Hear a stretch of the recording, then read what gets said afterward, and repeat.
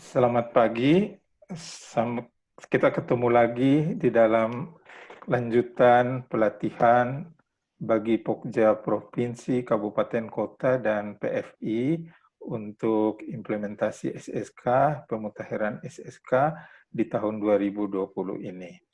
Selamat pagi, salam sejahtera untuk kita semua. Baiklah Bapak Ibu sekalian, kita akan melanjutkan pembahasan kita. Hari ini kita akan membahas tentang analisis funding gap dan sumber pendanaan sanitasi daerah. Sudah hadir pada kesempatan hari ini Pak Wahanudin, Kasubdit Sanitasi dari Direktorat Perkotrumkin Bappenas. Selamat pagi Pak Udin. Selamat pagi Pak Richard, teman-teman semua, dan kawan-kawan di Pokja daerah maupun di PFI. Oke, selamat datang Pak Udin. Pak Udin akan menjadi narasumber utama dan akan didampingi oleh Pak Amrisal Amrir dari USDP. Selamat pagi Pak Am. Selamat pagi Pak Richard. Terima kasih. Selamat pagi Pak Udin. Selamat pagi Pak. Mudah-mudahan sehat semua ya Pak Udin. Selamat pagi kawan-kawan semua. Ya. Mohon maaf nih, saya di teras jadi agak sedikit bisik, mohon. Oke, baiklah. Untuk peserta sekalian, saya ingatkan kembali, yang pertama, silakan lakukan absensi dengan klik yang sudah tersedia. Jadi link yang sudah tersedia untuk absen. Kemudian yang kedua, sepanjang sesi presentasi, video dan audio Anda harus dinonaktifkan, di-mute. Kemudian bisa melakukan menyalakan video dan audionya ketika dipersilahkan oleh moderator pada sesi ini. Sesi tanya jawab maupun sesi foto bersama nanti di akhir sesi. Nah, sepanjang sesi presentasi, Bapak Ibu sekalian diperkenankan untuk mengirimkan pertanyaan melalui chat secara pribadi kepada Pak Sahrisal, Sekretariat PMU. Pertanyaan Anda akan ditanggapi pada sesi tanya jawab seperti biasanya. Nah, kita akan segera memulai sesi ini dan akan disampaikan terlebih dahulu oleh narasumber utama kita, Pak Wahanudin. Silakan Pak Udin untuk memulai presentasinya. Terima kasih Pak Richard, kawan-kawan semua, Pak Am, dan teman-teman di Sekretariat PMU juga selamat pagi. Assalamualaikum warahmatullahi wabarakatuh untuk teman-teman Pokja, baik itu di Provinsi, Kabupaten Kota maupun teman-teman PFI. Saya akan coba menyampaikan materi terkait dengan analisis funding gap dan sumber pendanaan untuk pembangunan sanitasi kita. Boleh lanjut mungkin? Nah, ini adalah outline pembahasan kita. Ada 4 hal pokok tentunya yang akan coba kita sampaikan dan nanti menjadi bahan diskusi kita. Pertama terkait dengan refresh milestone 1 ini. Ini yang menjadi yang mendasari kita. Lalu ada penjelasan teknisnya, ada identifikasi sumber-sumber potensi pendanaan kita, dan analisis kemampuan pendanaannya nanti kita lihat kayak apa. Saya kira ada 4 itu. Mau lanjut saja. Nah, ini adalah kita sekedar refleksi saja untuk kegiatan milestone kita, milestone 1 terutama, yaitu fasilitasi pembangunan sanitasi permukiman. Di dalam milestone 1 ini ada 3 kegiatan besar. 3 kegiatan besar, bagaimana nantinya dari 3 kegiatan besar itu muaranya, outputnya adalah kita bisa mendapatkan komitmen daerah, kepala daerah untuk pembangunan sanitasi kita. Ya, jadi ada tiga besar ya kegiatan kita. Yang pertama adalah terkait dengan kegiatan 1.1, itu adalah pokoknya adalah untuk mendapatkan kesamaan persepsi di tingkat Pokja. Ya, ini penting yang kawan-kawan harus pahami benar ini. Ya tentunya kita menyelenggarakan rapat koordinasi perdana tentunya. Yang selanjutnya pemetaan kondisi dan kemampuan pembangunan sanitasi kita. Menyiapkan rekomendasi penanganan permasalahan sanitasi dan menyiapkan materi advokasi untuk kepala OPD. Jadi di sini adalah sebenarnya dapurnya, kalau boleh saya sampaikan ini. Jadi bagaimana persepsi di tingkat Pokja itu harus matang dulu. Paling tidak eselon 3 ke bawah itu antar OPD-nya sudah satu paham. Nah, ya, yang ini nanti akan menghasilkan apa yang disebut dengan analisis kebutuhan infrastruktur. Nah, setelah kesepahaman itu, ya, baru nanti kegiatan selanjutnya adalah mendapatkan dukungan kepala dinas masing-masing. Ya, karena sanitasi ini kan tidak hanya satu kementerian kalau di pusat, tidak hanya satu UPD kalau di kabupaten kota maupun di provinsi. Nah, ini penting ini. Jadi itu kalau sudah di tingkat Pokja presisinya sama, maka kita harapkan nanti masing-masing perwakilan dari OPD itu bisa melakukan advokasi kepada kepala dinasnya masing-masing. Nah, kalau sudah begitu, nanti kita harapkan waktu kepala-kepala dinas itu duduk sebelum ketemu dengan bupati dan wali kota, itu beliau-beliau itu sudah satu persepsi, sudah satu pemahaman dengan membawa apa yang kita sebut dengan analisis kebutuhan infrastruktur tadi. Nah, baru nanti kita beraudiensi, kawan-kawan di daerah beraudiensi, terutama para kepala OPD dengan tentunya dengan sekdanya, jangan lupa itu beraudiensi dengan wali kota bupati untuk mendapatkan komitmen itu. Nah, ini adalah posisi di Milton 1 menjadi penting mendapatkan komitmen kepala daerah. Nah, itu saya kira mudah-mudahan ini bisa dipahami ya. Lanjut, ya ini adalah penjelasan teknis terkait dengan kebutuhan infrastruktur. Nah, kita memakai kerangka logis atau kerangka kerja logis kita atau kerangka pikir kita. Yaitu ada visi, pastinya itu ada misi, ada tujuan, ada sasaran, ada strategi, ada program, ada kegiatan. Ini yang di samping kanan ini adalah contoh tabel kerangka kerja logis kita untuk urusan air limbah domestik misalnya. Nah, tentunya ada permasalahan. Ini contoh suatu kabupaten kota, misalnya kabupaten X misalnya gitu. Akses sanitasi layaknya ternyata baru 60%. Dan di dalam 60% itu ternyata yang aman baru 2% akses amannya. Masih lagi ada permasalahan atau isu BAPS-nya masih besar, masih 15%. Nah, lalu dari permasalahan itu apa tuh kita mau ngapain? Nah, kita ingin mewujudkan sesuai dengan yang diamanatkan dalam RPJM itu mewujudkan akses sanitasi layak aman untuk domestik sampai 2024. Nah, di kabupaten tersebut sebenarnya dapatkan porsi berapa dari provinsinya misalnya gitu. Kalau itu kabupaten kota ya, kalau provinsi ya provinsi berapa. Nah, itu lalu kita detailkan lagi ke sasaran kita. Terwujudnya akses layak air limbah yang tadi yang di tujuan yang di nasional 90% tadi, yang aman 15%, dan tidak ada lagi yang buang air besar, itu kan ke sana kan. Nah, itu lalu di daerah itu tadi kan saya sampaikan tadi dapat target berapa dari provinsi. Nah, itu lalu dibuat strateginya. Saya tidak akan bacakan satu persatu strateginya bagaimana untuk akses layaknya. Lalu bagaimana dengan ODF-nya? Ya, misalnya gitu. Lalu dibuatlah programnya apa? Nah, programnya apa? Baik itu untuk yang limbah domestiknya maupun untuk yang di ODF-nya. Sekali lagi program dan kegiatan nantinya didetailkan di dalam kegiatan harusnya tidak hanya fisik saja, tetapi juga non fisik yang memungkinkan target-target kegiatan-kegiatan itu bisa berjalan dengan baik, dapat dukungan dengan baik. Nah, itu di sini ada kegiatannya, saya kira bisa dibaca kawan-kawan dari mulai pembangunan IPAL D, ada yang skala komunal, septic-nya, ada mengoptimalisasikan IPLT sampai ke campaign untuk bagaimana ODF bisa diwujudkan misalnya itu. Ya, lanjut. Nah, ini analisa kebutuhan infrastruktur. Jadi kita ambil misalnya dari output dari SSK kita.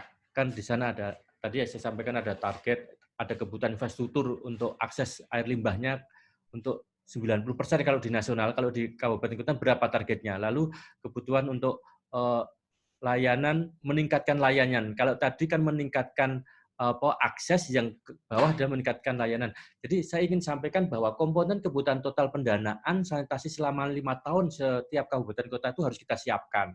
Itu menyangkut biaya pembangunan fisik atau infrastrukturnya. Yang kedua adalah bagaimana juga harus kita sampaikan non-fisiknya. Yang ketiga adalah operasionalnya. Nah, biaya fisik misalnya sesuai dengan hasil perhitungan, kawan-kawan tentunya ini yang tadi, yang di persepsi harus disamakan di tingkat Pokja tadi sesuai dengan perhitungan instrumen SSK. Ada sheet out-nya yang di sebelah itu ya, yang sebelah kiri tadi. Nah, kita akan ketahuan kebutuhan infrastrukturnya. Nah, justifikasi kita minimal untuk non-fisik itu 5% lah dari biaya fisik. Misalnya begitu, yang penting ada ini, hitung-hitungan kasarnya. Lalu ada justifikasi biaya operasionalnya, biasanya 10% biaya untuk pembangunan fisik per tahunnya gitu. Nah, tapi untuk juga perlu diperhitungkan juga kalau seandainya banyak yang sudah dibangun, berarti operasionalnya harusnya lebih tinggi dari 20%, karena kan bisa jadi membangunnya sedikit, tetapi operasional itu terus tiap tahun kan bisa ada. Itu juga harus diperhitungkan. Ini hanya perhitungan kalau memang membangun baru, paling tidak harus sudah di-save, harus dipastikan 10% dari pembangunan fisik baru itu harus untuk operasional misalnya gitu. Sehingga kita tahu total kebutuhan pendanaan sanitasi kita di kabupaten kota. Ya, lanjut. Nah, ini adalah penyusunan program dan kegiatannya. Nah, ada dua. Ini ada yang penyusunan dan pemutahiran SSK, ada implementasi SSK.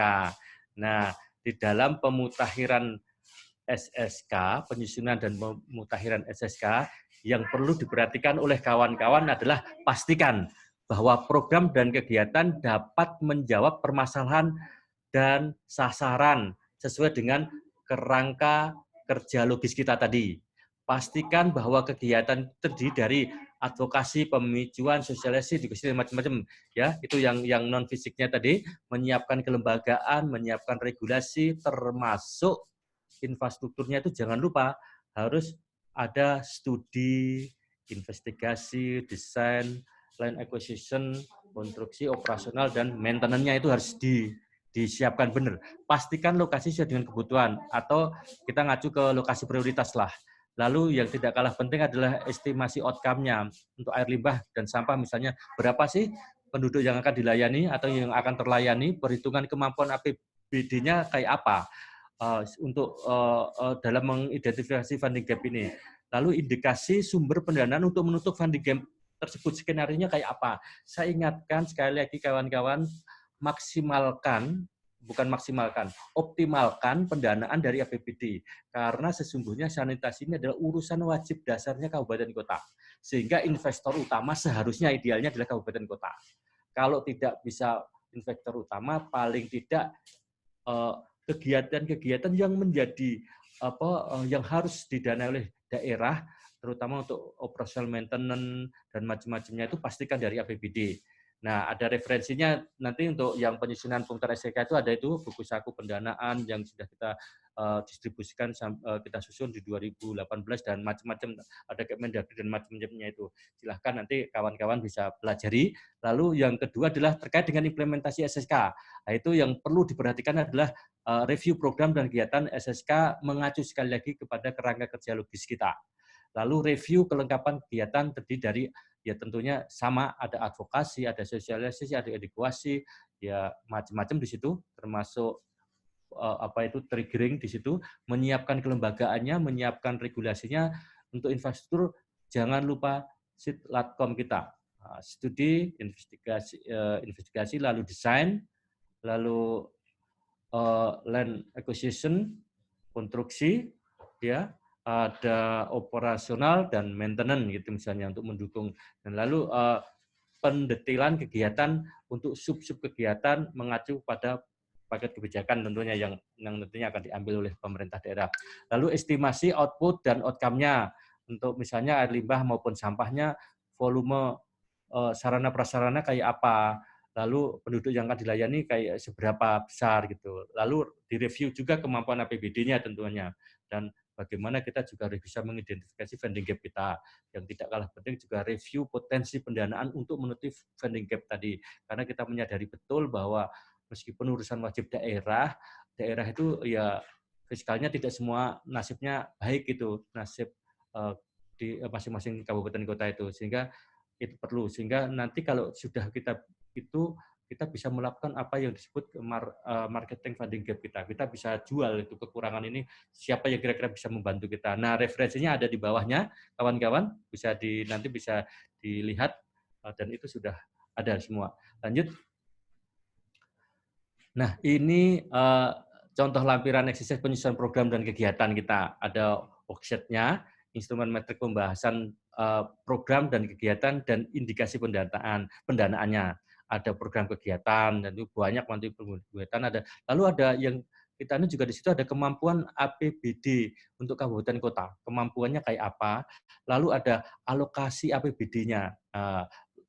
Berapa kira-kira gitu, lalu tentunya dari kebutuhan dan kemampuan daerah itu pasti biasanya tidak ideal, biasanya jauh lebih kecil kemampuannya dibanding kebutuhan, ya kebutuhan yang ada, sehingga ada funding gap. Dan itu lalu bagaimana kita juga bisa memanfaatkan potensi-potensi APBD dari provinsi, dari APBN, dari DAK, dari CSR, masyarakat sendiri. Lalu ya ada daftar tunggu. Nah, itu mungkin perlu perlu kawan-kawan pahami benar di sini. Lanjut. Nah, ini adalah urutan pengisian pada instrumen SSK kita. Pertama, mengisi laman kerja rekapitulasi program dan kegiatan. Apa isinya di situ? Seluruh kebutuhan program fisik dan non fisik selama 5 tahun harus dimasukkan ke situ. Ya, disusun berdasarkan tahapan pelaksanaan di tahun pelaksanaan dan urutan prioritas sesuai dengan kaidah Sitlatkom tadi. Lalu mengisi laman kerja kemampuan pendanaan APBD Kabupaten Kota. Ya, apa isinya? Yang harus diisi ada di situ. Ada tren alokasi APBD-nya, APBD murni untuk operasional dan maintenance tadi. Yang saya sampaikan ini minimal ini harus di cover ini untuk APBD itu minimal untuk operasional dan maintenance selama 5 tahun terakhir kayak apa. Lalu mengisi rencana program kegiatan fisik dan non fisiknya untuk 5 tahun. Lalu penting juga untuk mengisi kemampuan pendanaan program kegiatan yang terdapat di dalam SSK. Ya tentunya untuk 5 tahun juga disusun berdasarkan tahapan tahun pelaksanaan dan urutan prioritas. Nah, yang ketiga, mengisi laman kerja funding gap kabupaten kota. Nah, funding gap APBD kabupaten kota adalah selisih antara kebutuhan total pendanaan dengan kemampuan pendanaan APBD. Meskipun sekali lagi bahwa ini urusan wajib daerah, harusnya idealnya adalah kabupaten kota adalah investor utamanya. Tapi kalau memang kebanyakan jauh dari ideal, pastikan yang operasional maintenance itu. Jangan sampai sudah kita bangunkan misalnya infrastrukturnya dari pusat atau dari mana, tapi operasional maintenance-nya yang harus menjadi tanggung jawab kabupaten kota tidak teralokasikan, itu sangat tidak ideal, dan itu akan menjadi presiden buruk untuk nanti kabupaten kota tersebut mendapatkan support dari pusat maupun dari lain. Nah, Maaf, Pak Udin, 3 menit lagi, 3 menit lagi, Pak. Oke, yang keempat mengisi laman kerja program, lalu yang kelima adalah mengisi laman kerja daftar tunggunya gitu. Ya, lanjut. Nah, ini adalah sumber-sumber dana potensial yang ada. Yang ini sudah kita buktikan selama 15 tahun terakhir, 10 tahun paling tidak itu kita ada APBN, ada DAK fisik, non fisik, lalu ada dana desa, ada hibah APBN untuk sanitasi, anggaran yang ada di kementerian itu juga banyak sekali, tidak hanya PUPR, kesehatan, PDT, banyak sekali ya di sana. Lalu APBD provinsinya yang mayoritas terbesar adalah bantuan keuangan dan anggaran PD provinsi. Ada kabupaten juga, alokasi dana desa, ada alokasi PD untuk kabupaten kota. Yang belum sekali dioptimalkan adalah terkait dengan dari masyarakat, baik itu CSR, JISWAK, mikrokredit, dan macam-macamnya. Nah, pendekatan strategisnya adalah dengan pendanaan yang ada di SSK. Saya kira itu. Lanjut. Dan ini adalah analisis kemampuan pendanaan APBD murni. Nah, ini contohnya dan funding gap-nya nih, perkiraan kemampuan APBD kabupaten kota dalam mendanai program kegiatan sesuai dengan SSK kita. Nah, itu kan ada kita uraikan apa saja ini, terus nanti di pendanaan dalam rupiah nih, tahun N+1-nya kayak apa, N+2 sampai N+5-nya selama 5 tahun, sehingga kita perlu pendanaan misalnya kebutuhan operasionalnya berapa sih untuk pemerintahan selama 5 tahun, perkiraan APBD murninya untuk sanitasi kayak apa, perkiraan komitmen pendanaan sanitasinya kayak apa, lalu kemampuan untuk mendanai SSK APBD murni ini kayak apa, yang itu 2-1-nya tadi, pendanaan murni APBD dikurangi perkiraan kebutuhan energinya. Nah, saya kira itu bisa nanti kawan-kawan bisa pelajari. Ya, lanjut bisa kita diskusikan. Lanjut saja mungkin selanjutnya. Nah, ini analisis funding gap terkait ini contoh tabel untuk analisis funding gap kita. Jadi di situ ada sumber, ada anggaran. Nah, dalam sumber itu berapa sih kebutuhan pendanaan total kita, kemampuan APBD kabupaten kota berapa, lalu tentunya selisih gap pendanaannya berapa. Nah, selisih pendanaan gap ini yang perlu kita nanti besaran funding gap APBD kabupaten kota ini yang harus kita selesaikan, bagaimana kita bisa mendapatkan support untuk itu sehingga funding gap itu bisa kita penuhi. Funding gap tadi saya sampaikan adalah selisih kebutuhan pendanaan dengan kemampuan pendanaan yang dimiliki oleh kabupaten kota. Ya, di itu. Saya kira lanjut saja. Nah, ya saya kira ini yang bisa saya sampaikan. Kawan-kawan bisa diskusi. Mungkin saya berharap Pak Amrizal bisa menambahkan sesuatu sebelum kita diskusi. Silahkan. Terima kasih Pak Richard. Oke. Terima kasih Pak Udin. Silahkan. Sebelum ditambahkan oleh Pak Am, saya ingin ingatkan kepada para peserta yang belum melakukan absensi, silakan melakukan absensi dengan klik link yang sudah tersedia. Ada pengumuman-pengumuman di chat. Bapak Ibu silakan mengisi absen dengan link tersebut. Silakan Pak Am untuk menambahkan dan melengkapi apa yang sudah disampaikan oleh Pak Udin. Baik, Pak Rida. Terima kasih waktunya. Saya hanya mungkin Pak Udin sudah lengkap tadi ya, dari slide pertama sampai terakhir. Ada beberapa catatan yang penting kita perhatikan adalah Pak Udin sudah sampaikan tadi, Bapak dan Ibu, saudara-saudara PF semua, kawan-kawan kolega di PPSP, bahwa mendapatkan persepsi yang sama di tugas kita itu seperti Pak Udin garis bawahi tadi adalah mendapatkan persepsi yang sama, baik di Pokja dan untuk kita sampaikan mendapat dukungan dari kepala dinas. Nah, tadi Pak Udin juga mengatakan bahwa biasanya alokasi di daerah itu untuk kemampuan APBD-nya ya sosok biasa-biasa saja ya Pak Udin, ya, rendah bahkan. Nah, tugas kita justru adalah mendorong alokasi anggaran itu untuk terus naik. Dulu benchmark-nya sempat 2% di tahun 2012 sampai 13 ya. Lah sekarang apa masih relevan 2% gitu ya Pak Udin ya. Karena kita sudah harus mempunyai target baru. Kalau dulu targetnya masih bagaimana memenuhi SDGs ya, target SDGs. Kemudian didistribusikan kabupaten kota persentasenya masing-masing, bahkan untuk menyelesaikan BABS saja kita sudah penuh energi untuk itu. Nah sekarang kita targetnya adalah sanitasi aman ya, sanitasi aman. Itu memang harus ada upaya yang lebih besar. Nah dalam rangka mendapatkan persepsi yang sama, kemudian dukungan dari kepala dinas, kita hitung betul kemampuan kita. Makanya kita hitung kemampuan APBD kita seperti apa.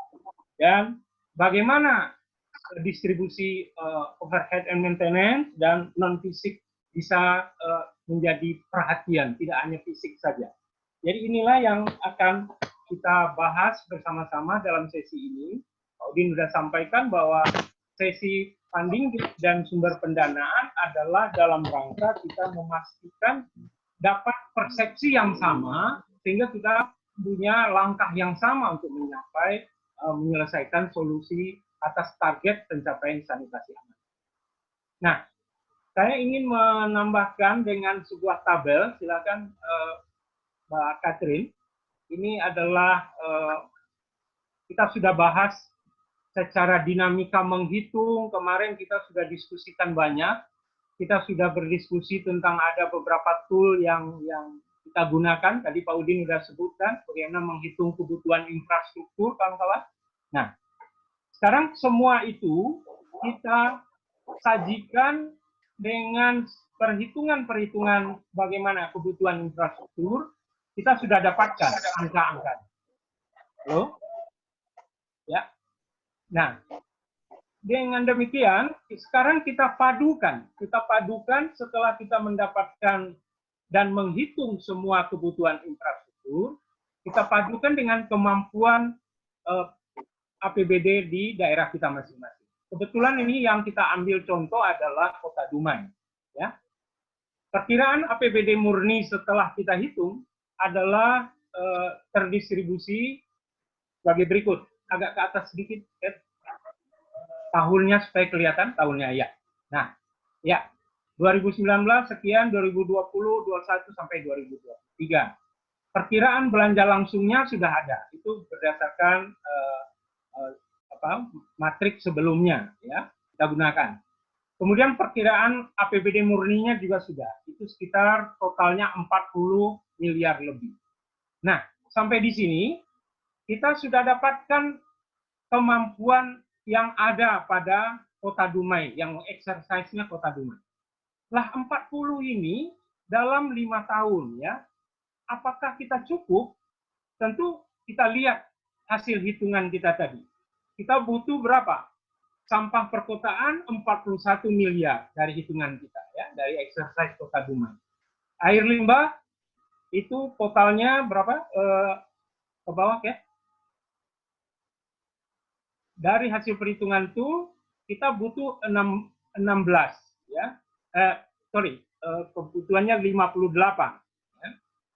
Sehingga antara 41 dengan 16 ditambahkan totalnya 58. Sedangkan APBD murni setelah kita hitung tadi sekitar 40. Di sini saja sudah muncul funding gap pertama.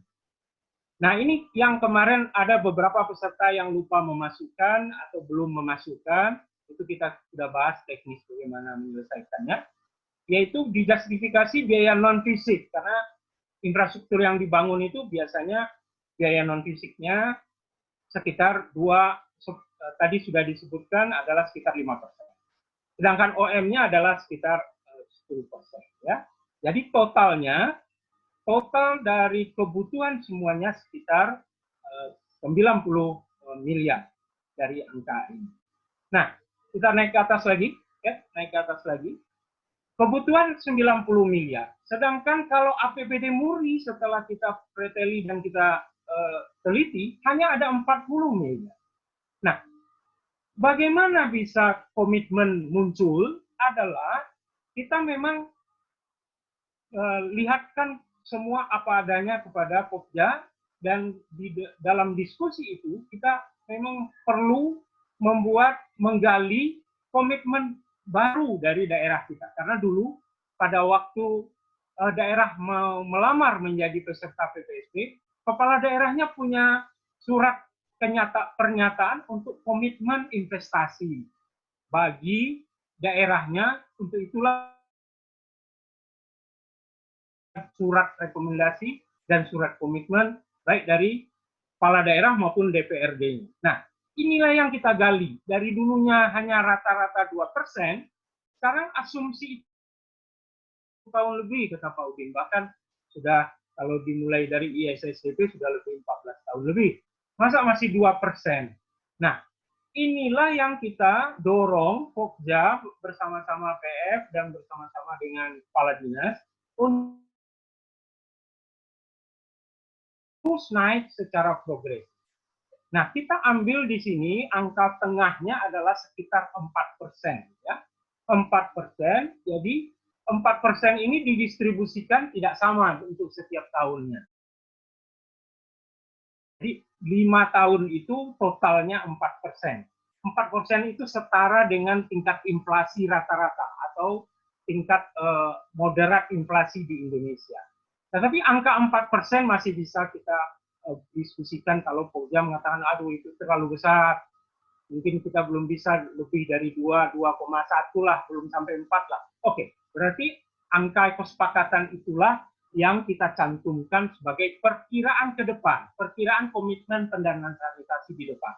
Nah inilah yang menjadi titik tumpu sekarang, bukan lagi APBD murni hanya kemampuan real, tanpa ada advokasi, tanpa ada PPSP, atau tanpa ada dia berjalan sendiri aja dengan PPSP yang lama. Sekarang kita PPSP kita berpikir sampai kepada yang aman. Maka untuk exercise ini kita pakai titik tengahnya adalah 4%, distribusinya sekian. Kalau angka itu kita masukkan, kita punya 68 sekarang. Jadi dari 90 makin mengecillah funding gap kita. Inilah contoh benchmark sederhana dalam menghitung bagaimana funding gap dengan perkiraan tadi. Nah, angka 90 tersebut kita bandingkan dengan perkiraan APBD ke depan yang 68, masih ada sisa funding gap sebesar 21 lebih kurang. Ini salah satu cara sederhana. Kemarin kita bergembira ada 3 orang presenter kita yang juga sudah menghitung, tapi dengan memakai seperti Pak Udin sampaikan metode matrik program kegiatan. Itu lebih sempurna lagi daripada cara cepat seperti ini. Tapi angkanya adalah mendekati dan so-so dengan asumsi-asumsi yang tepat. Sejauh asumsinya tepat, sejauh asumsinya disepakati, maka angkanya akan kita temukan tepat. Jadi saya kira demikian Pak Richard. Sekali lagi ada 2 metodenya, nanti akan kita undang Mas Rinaldi dan Mas Samsul yang menggunakan metode dengan menggunakan matriks program kegiatan, dan juga ini metode cepat yang angkanya hampir sama dengan metodenya kawan-kawan kita tadi, yaitu Pak Samsul dan Rinaldi dengan metode mempergunakan program kegiatan. Saya kira demikian Pak Richard, tambahan sedikit untuk memberi inspirasi dalam diskusi-diskusi kita.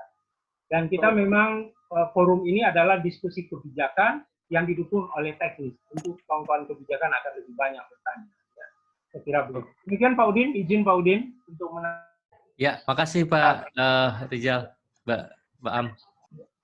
Pak Am.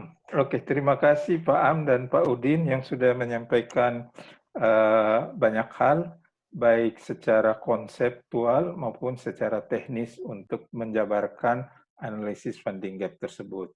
Oke, Pak Am, bagaimana? Kita langsung saja ke tanya-jawab pertanyaan yang muncul, atau mau mendengar dulu pengalaman praktis teman-teman ketika melakukan perhitungan ini?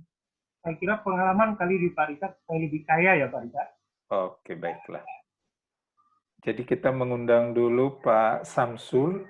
Pak Samsul dari NTB, bisa hidupkan mic dan kameranya. Silakan bercerita saja, bercerita singkat, 3-4 menit, bagaimana pengalaman Bapak menghitung funding gap ini. Silakan Pak Samsul. Ya, terima kasih Pak Richard. Selamat siang, Assalamualaikum warahmatullahi wabarakatuh, Pak Udin, Pak Am. Waalaikumsalam. Ya Pak. Oke.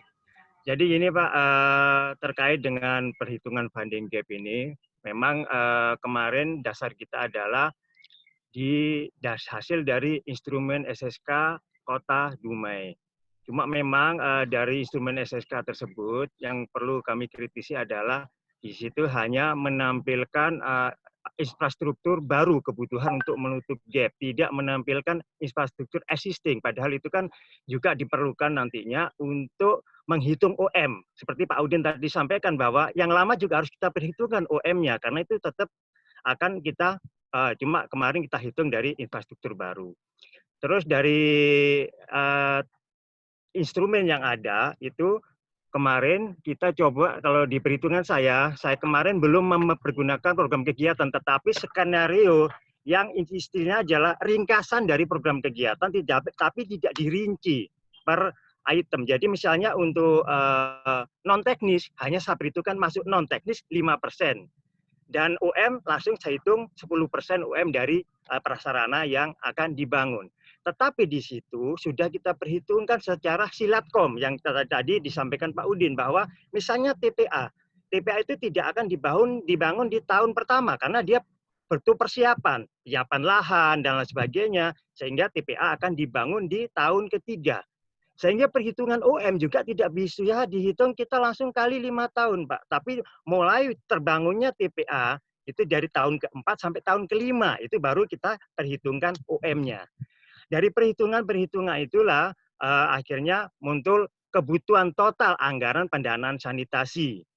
Nah, setelah itu saya melihat dari data dasar yang ada di kabupaten kota, ada tren juga di situ, kami lihat tren kemampuan dari APBD 5 tahun ke belakang, Pak.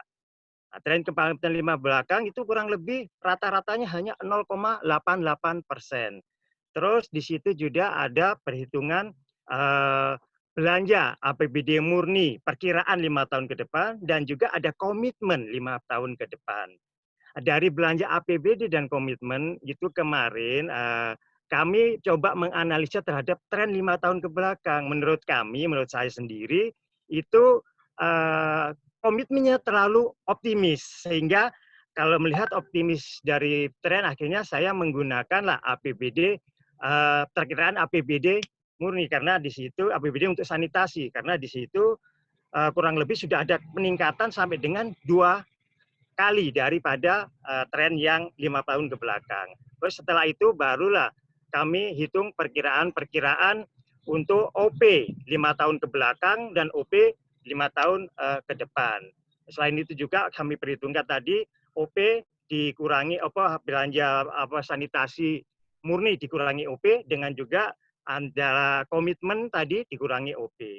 Jadi dari hal-hal ini akhirnya kami bisa menghitung funding gap-nya, Pak. Funding gap-nya bisa kami hitung dari kebutuhan sanitasi secara total yang kami hitung tadi di penghitungan program kegiatan di awal, dari karena tadi perhitungan saya akhirnya memakai APBD murni karena merasa komitmen terlalu optimis, jadi APBD murni itu yang saya kurangi dengan kebutuhan infrastruktur total. Jadi itulah munculnya funding gap yang perlu kita pasarkan untuk mencari pendanaan di luar APBD tersebut, Pak. Mungkin itu yang kemarin kami hitung sesuai dengan penugasan yang diberikan. Terima kasih Pak Udin. Assalamualaikum warahmatullahi wabarakatuh. Waalaikumsalam. Terima kasih Pak. Bagus Pak. Terima kasih Pak Samsul. Saya kira dan juga beberapa masukan catatan untuk instrumen, dan saya kira ini sudah kami catat, dan kita akan langsung mendengar pengalaman kedua dari Pak Rinaldi. Pak Rinaldi dari Jogja dengan pendekatan yang sedikit berbeda.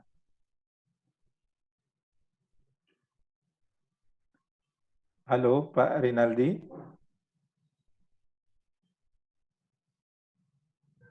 Halo. Ya, silakan menjelaskan, cerita saja 3-4 menit pengalaman Bapak menjabarkan perhitungan funding gap ini. Ya, terima kasih Pak atas waktunya. Selamat pagi Pak Udin. Selamat pagi Pak Richard dan Bapak Ibu sekalian yang ada di dalam grup pertemuan pagi hari ini. Jadi dari hasil pengalaman kami dalam mengerjakan tugas kemarin, memang awalnya memang kami meraba-raba betul ini maksud arahnya kemana gitu. Tapi setelah kita buka soalnya, memang yang diminta adalah funding gap. Sementara memang dalam proses penyusunan funding gap ini kita memang perlu harus melihat ke matrik kegiatan, Pak, ke programatik kegiatan. Harus dimulai dari situ dulu, karena tanpa itu kita menginput ke dalam situ, kita tidak akan tahu funding gap-nya berapa. Itu yang menjadi pelajaran dari saya. Artinya di situ memang ketika kita ingin mengetahui funding gap, kita perlu diskusi banyak terkait dengan program-program kegiatan yang selama ini sudah berjalan. Apakah sudah terpenuhi atau belum? Jika belum terpenuhi, mau tidak mau ya kita harus inputkan ke dalam program kegiatan sehingga kita tahu perkiraan berapa nilainya untuk program kegiatan yang belum terlaksana itu. Sehingga ke depannya kita perlu pahami juga kita mempunyai target untuk 4 tahun ke depan atau sampai 2024 sesuai dengan yang diamanatkan. Sehingga itu menjadi kunci kita ketika kita merencanakan suatu program kegiatan. Jadi dari situ kita mencoba untuk men-share ya, misalnya dari 2019 sampai 2024 kebutuhannya sekian IPAL Komuna, berarti kita harus sharing di situ, dan kita juga memperhatikan dari perkiraan kemampuan APBD daerah, di mana APBD daerah yang dia tinggi itu yang kita plotkan lebih tinggi pembangunan fisiknya atau kegiatannya gitu. Itu Pak yang kira-kira dari pelajaran kemarin yang saya kerjakan. Mungkin sementara itu saja Pak yang bisa saya sampaikan. Terima kasih Pak Nurdin dan Pak Richard. Oke, baiklah, terima kasih Pak Rinaldi. Saya kira ada beberapa tambahan. Jadi kalau Pak Rinaldi sudah menggunakan matriks program kegiatan, ini biasanya ada di bab 5 SSK ya, rincian program kegiatan ini ada matriksnya sesuai dengan nomenklatur terbaru. Kemudian Pak Samsul walaupun tidak menggunakan matriks, tapi semua justifikasi 5% untuk non-teknik, non-fisik, dan 10% untuk OM, itu juga sudah dimasukkan di dalam perhitungannya. Kalau Pak Rinaldi lebih merinci sub-sub kegiatan dari setiap kegiatan yang akan didanai di dalam matriks program kegiatan. Oke, saya kira mau ada simpulan dulu dari Pak Am dan Pak Udin sebelum kita masuk ke tanya jawab.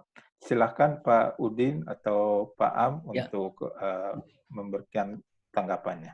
Ya, yang satu saja bagi saya adalah kawan-kawan harus berani mengeluarkan itu tadi. Berapa sih sebenarnya funding gap-nya itu? Dengan catatan tentunya harus berdiskusi dengan kawan-kawan Pokja. Bukankah kawan-kawan ini adalah fasilitator yang memberikan fasilitasi kepada anggota Pokja untuk bisa bareng-bareng kenali kekurangan pendanaannya itu. Sekali lagi kuncinya adalah koordinasi dengan kawan-kawan Pokja, apa yang sudah menjadi rencana kawan-kawan Pokja, dan fasilitasi dengan baik. Terima kasih. Pak Am, kalau ada tambahan? Cukup, ya? Cukup. Oke. Baiklah, kita langsung saja ke sesi tanya-jawab. Silakan ditayangkan kalau ada pertanyaan-pertanyaan. Bapak Ibu yang belum sempat mengirim pertanyaan, silakan kirim pertanyaannya dengan chat private kepada Pak Syahrizal.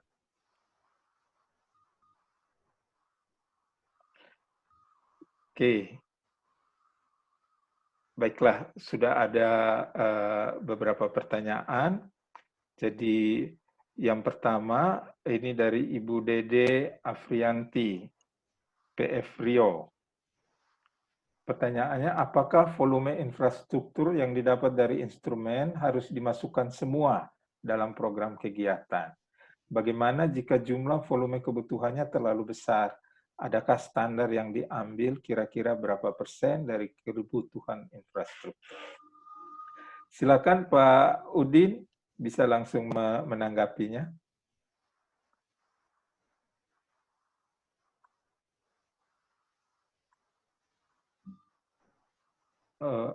Mic-nya belum hidup Pak Udin.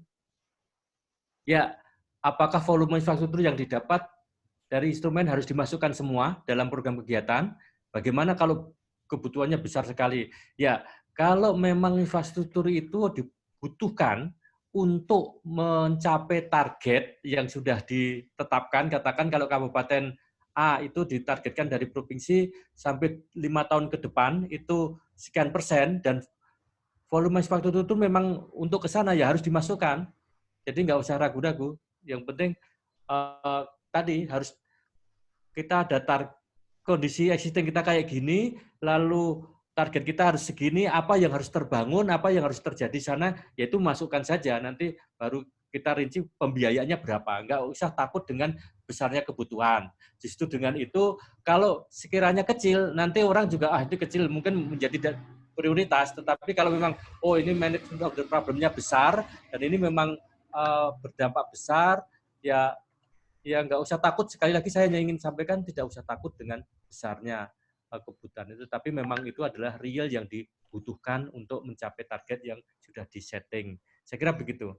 Oke, terima kasih. Ibu Dede, masih ada tanggapan balik atau ada yang belum jelas? Tidak ada, Pak. Terima kasih. Oke, jadi harus apa yang dikeluarkan oleh instrumen dicoba dimasukin semua, baru nanti dihitung kembali berapa selisih funding gap-nya. Ya, baik, Pak. Oke, kita lanjut ke pertanyaan berikut dari Pak Samsul. Jadi yang pertama, hasil perhitungan, ini tadi sudah disampaikan ketika menjelaskan tadi ya, infrastruktur existing dan infrastruktur yang baru. Di dalam instrumen memang hanya dimunculkan infrastruktur yang baru yang dibutuhkan, sehingga OM-nya juga akan terpengaruh.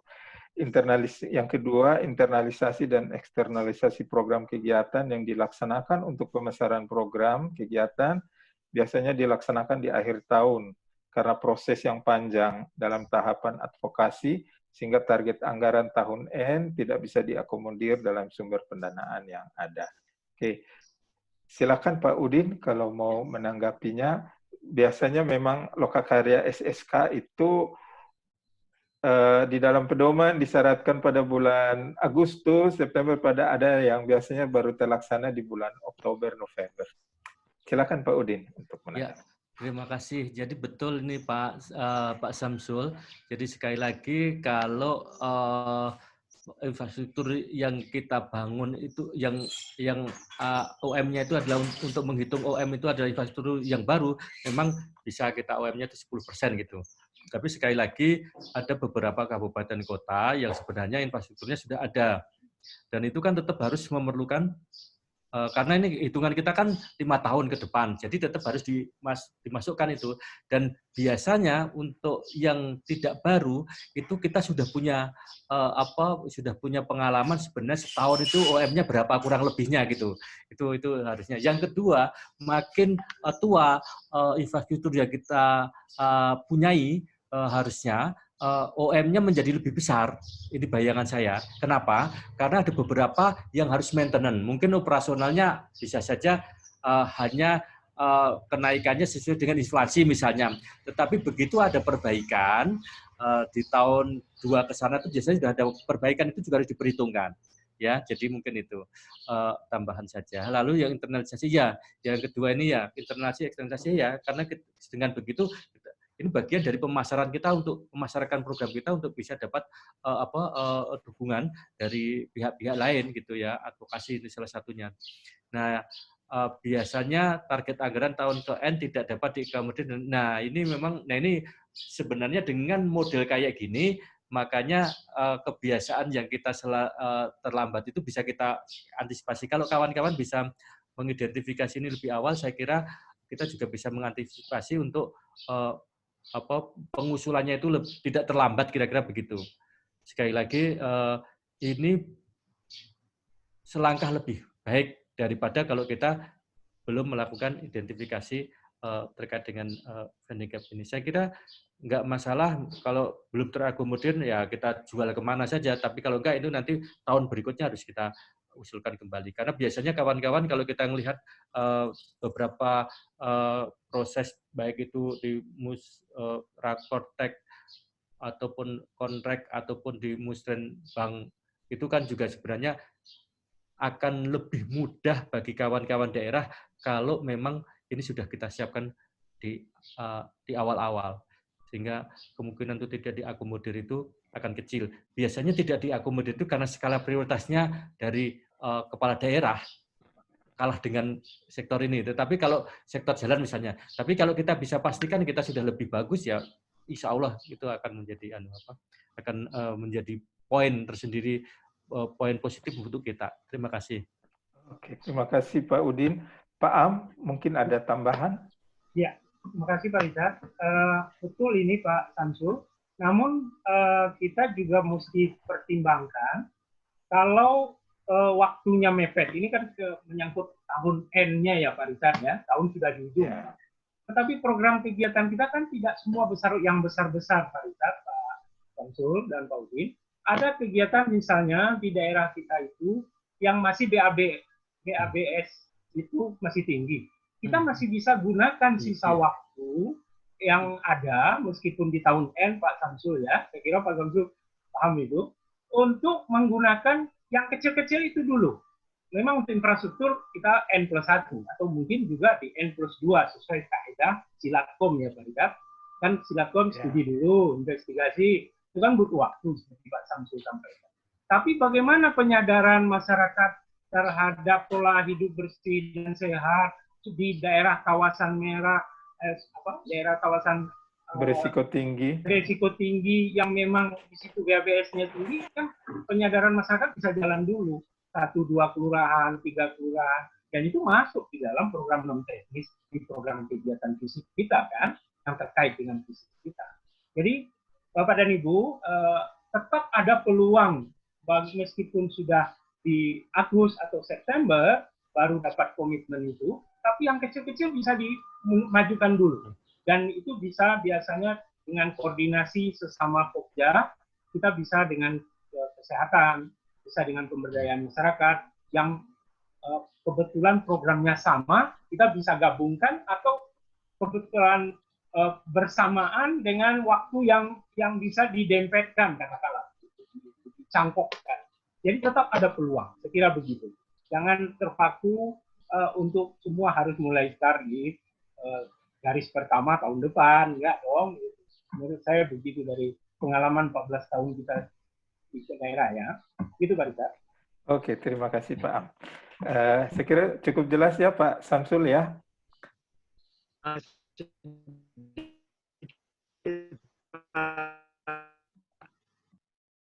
Ya, silakan kalau ada tanggapan balik. Oh, kayaknya suaranya terganggu. Oke.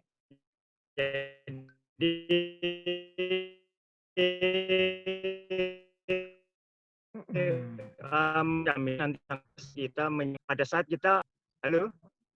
Ya, ya, bisa langsung. Kok hilang lagi ya?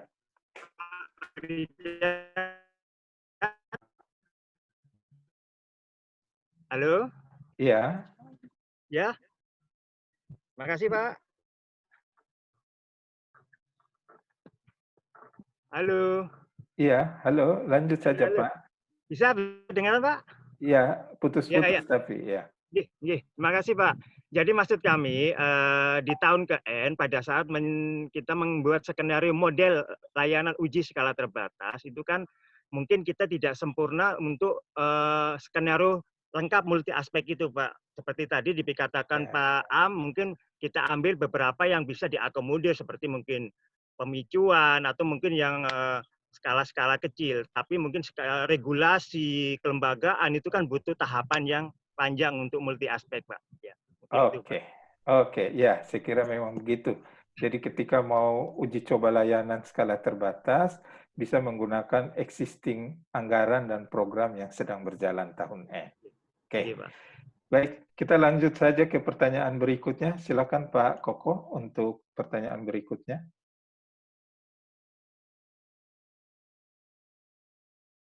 Pak Koko? Oke. Oke, ada pertanyaan dari Pak Jusfar dari PFI Kalimantan Timur.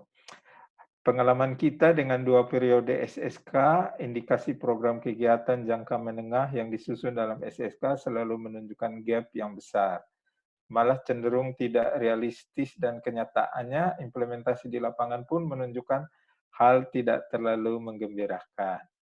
Dalam PPSP 2020 dengan tema fokus ke implementasi, apa saja yang membedakan dan akan memberikan energi baru kepada kita, sehingga membuat kita yakin bahwa kondisi di atas yang terkesan business as usual tidak akan terulang.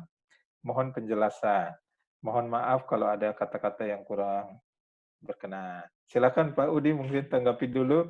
Jadi mungkin cerita dari pengalaman, ada yang berhasil, ada yang kurang. Gimana sih solusinya secara umum? Ya. Ya, terima kasih Pak Jusfar. Ya, memang terus terang saja tidak mudah, tetapi biasanya kita kurang mencermati atau kurang fokus terhadap bagaimana kita bisa memenuhi yang Sitlatkom tadi. Karena itu bagian dari readiness kriteria. Jadi saya kalau bicara mengenai infrastruktur yang gede-gede. Kalau yang kecil-kecil tentunya harusnya bisa dengan APBD sendiri. Tetapi kalau yang gede-gede perlu dukungan dari APBN misalnya atau dari provinsi. Nah itu harusnya yang Sitlatkom itu harus dipenuhi. Yang menjadi salah satu kelemahan teman-teman di daerah, ini salah satunya yang menjadi catatan kami adalah memang banyak sekali program-program kegiatan yang dimasukkan di dalam rencana 5 tahun, tetapi tidak diiringi dengan usaha pemenuhan readiness-nya. Itu yang Sitlatkom tadi, readiness-nya apakah bahannya sudah ada, desainnya sudah ada, macamnya gitu kan. Karena yang sepengetahuan kami di dalam proses-proses perencanaan dan penganggaran kegiatan yang diusulkan daerah, kalau daerah itu sudah memenuhi readiness-nya, itu selalu kita angkut. Bahkan kadang-kadang banyak yang daerah itu tidak terininya karena ya masukin saja akan bangun ini, tapi belum readiness kriterianya belum terpenuhi dengan baik. Apalagi dengan yang sistem Musrembang sekarang ini, benar-benar sekarang itu tersaring dengan sangat rapi. Jadi kalau proses PPSP ini kita lakukan dengan baik dan itu dimasukkan ke dalam usulan-usulan daerah, idealnya sih harusnya keangkut. Saya nggak tahu apakah kawan-kawan di Kalimantan Timur kemarin itu usulan-usulan itu sudah sampai kepada readiness dan macamnya. Tetapi saya tahu ada memang yang sudah kena readiness, tetapi tahun kemarin ya kalau nggak keliru itu ada pemotongan anggaran. Salah satunya memang Kalimantan Timur kena. Tapi pengalaman kami itu kalau sudah Sitlatkomnya sudah oke, keangkut. Saya kira gitu.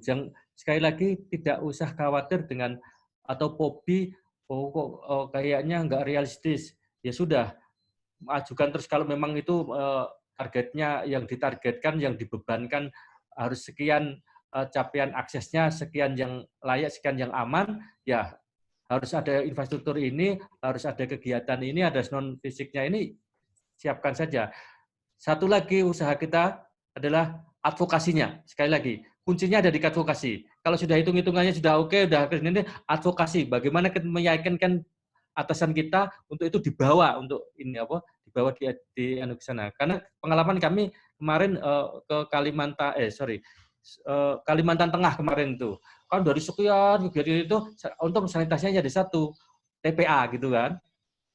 TPA ternyata sudah oke, menurut kita kebutuhan memang ada di sana di Bali Timur, angkut gitu. Sekali lagi bagaimana juga meyakinkan kawan-kawan itu ke OPD-nya ya, kepala Bapedanya bahwa itu penting gitu. Terima kasih.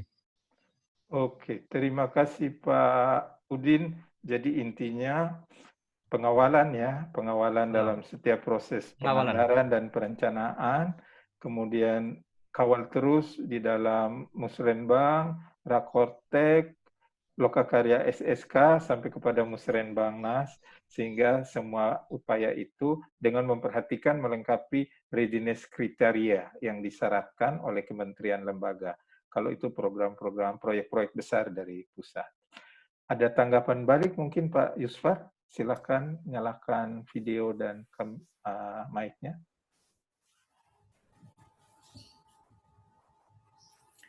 Baik, terima kasih Pak Richard. Assalamualaikum warahmatullahi wabarakatuh. Waalaikumsalam. Selamat pagi dan salam sejahtera buat kita semua. Terima kasih Pak Udin. Mungkin sedikit menambahkan saja, mungkin dengan tema implementasi yang sekarang ini ada penekanannya di komitmen kepala daerah. Memang itu tengah kita proses M1 sampai M3. Nah, mungkin dengan penekanan ini yang gambaran saya sih selama ini SSK1, SSK2 barangkali asumsi saya message PPSP1, PPS2 itu tidak sampai atau belum sampai ke kepala daerah. Nah, dengan sekarang temanya diimplementasi dengan ada penekanan di substansi advokasi ke kepala daerah, barangkali itu yang akan memperkuat komitmen kepala daerah ke depannya, Pak. Itu saja mungkin gambar dari saya. Terima kasih. Assalamualaikum warahmatullahi wabarakatuh. Waalaikumsalam. Betul sekali, Pak. Betul. Oke. Pak Am, mungkin mau ada garis bawahi beberapa hal?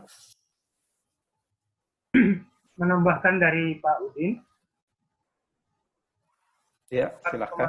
Semua masih ingat pada sesi pertama Pak Udin dengan Pak Rizat ya, dari PUPR. Nah, di situ Pak Rizat sudah memberikan informasi bagus yang disebut oleh Pak Yusfar tadi. Ada nggak energi ini? Ada ternyata. Bahwa kalau kita petik dari statement Pak Rizat, pendanaan itu terbuka malah tahun-tahun ke depan. Itu kan Pak Rizat, ada tambahan alokasi yang bisa dipergunakan oleh daerah yang itu sudah diinformasikan resmi oleh Pak. Jadi artinya ada peluang baru. Nah, persoalannya sekarang adalah sejauh mana Pokja sudah menginformasi itu, menelusurinya atau meminta detailnya Pak Udin. Karena memang COVID-19 ini kalau kita lihat secara umum di bagi sanitasi dari informasi Pak itu ada tambahan peluang baru. Nah, mungkin Pak Ipar ini segera cepat konsolidasi dengan Pogjanya dan kemudian readiness kriterianya tolong dicek sehingga mungkin Kalvin yang pertama yang bisa masuk ke dalam daftar itu nantinya, kenapa tidak? Tolong segera diantisipasi dan Amin. itu kemudian untuk menginformasikan. Terima kasih Pak Am, pencerahannya Pak Am. Terima kasih semuanya. Pak Koko, silakan kalau masih ada pertanyaan berikutnya.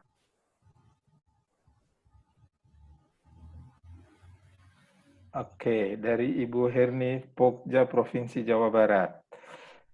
Terkait perhitungan funding gap ini diperlukan banyak sekali investasi.